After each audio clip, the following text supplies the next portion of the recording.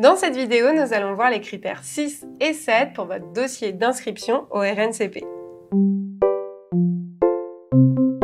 Le critère numéro 6 porte sur la possibilité d'accès à votre certification via une validation des acquis d'expérience, c'est-à-dire une VAE.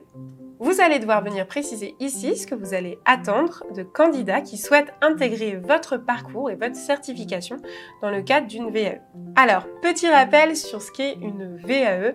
Toute personne qui justifie d'au moins 1 an d'expérience dans le métier visé, et ça quel que soit son âge, sa nationalité ou son niveau de diplôme, peut se prévaloir d'une formation attestant son niveau de maîtrise de certaines compétences.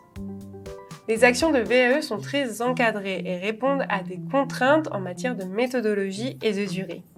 C'est donc dans cette partie que vous allez préciser les différentes voies d'accès à votre certification. Cela peut signifier des formations sous statut d'étudiant, d'apprentissage, de VAE ou alors de formation continue. Enfin, dernier critère que nous allons voir sur la certification au RNCP, il s'agit de la cohérence de vos blocs de compétences par rapport à votre projet de certification.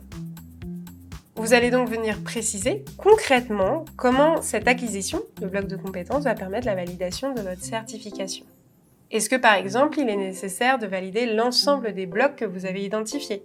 Est-ce que, au contraire, la validation est nécessaire pour certains blocs et on aura d'autres blocs qui seront optionnels et qui pourront par exemple passer plutôt via une certification ORS?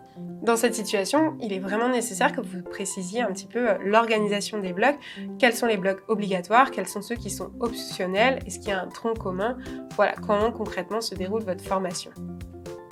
Enfin, dernière option, vous devez venir préciser ici également si vous avez besoin d'éléments complémentaires à l'acquisition de ces blocs de compétences. Par exemple, le fait de passer une thèse ou encore le fait de valider une expérience professionnelle ou encore d'avoir atteint une limite d'âge qui peuvent constituer des validations essentielles pour la validation de l'acquisition des blocs. La notion de bloc de compétences renvoie à un agrégat d'éléments identifiables, solidaires et non détachables. Sur ce critère, vous allez devoir expliquer un petit peu comment vous avez décidé d'organiser vos blocs de compétences. Alors sachez que vous n'êtes pas forcément lié au référentiel de compétences que vous avez dû démontrer plus tôt. Vos blocs de compétences peuvent être organisés de façon un petit peu différente. Ce n'est pas grave. L'objectif encore ici, c'est de justifier vos choix et d'expliquer pourquoi, d'un point de vue pédagogique, vous avez décidé d'organiser votre formation de telle sorte. Petit rappel concernant les formations au RNCP, il est nécessaire d'avoir plusieurs blocs de compétences.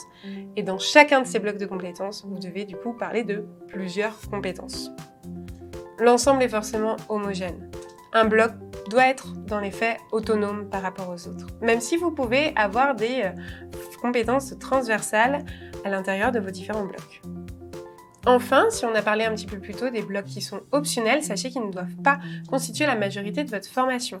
L'objectif est quand même d'avoir un élément stable, une base stable, et de proposer uniquement quelques blocs optionnels en plus.